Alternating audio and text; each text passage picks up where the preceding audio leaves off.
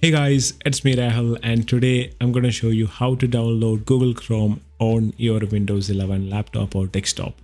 So Google Chrome is one of the, I think the first application going to get downloaded onto a new Windows PC, right?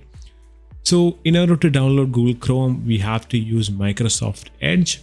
The application icon will look something like this, which is as default will be on your desktop.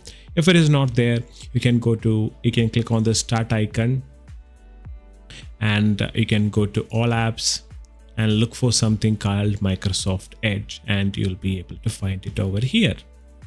Okay, once Edge opens up, you have to go to this address bar and search for Chrome, which will do the search in Bing, and you have to basically go to this link, download Google Chrome browser, right? You just click on this. Then what you have is here you have basically a blue button called download Chrome, and you can uncheck this mark if you want to. It basically allows Google to collect data.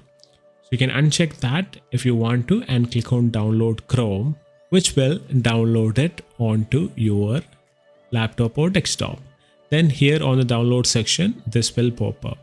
You can just click on here, or if it is not there, you can click on this three dot icon and click on downloads.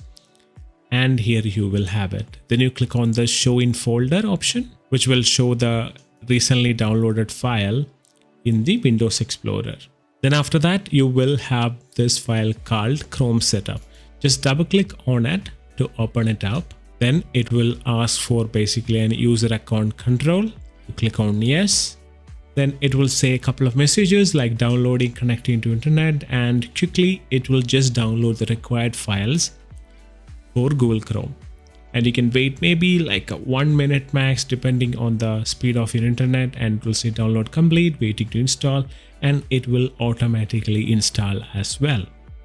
And here you have it. It also automatically opened up Google Chrome as well.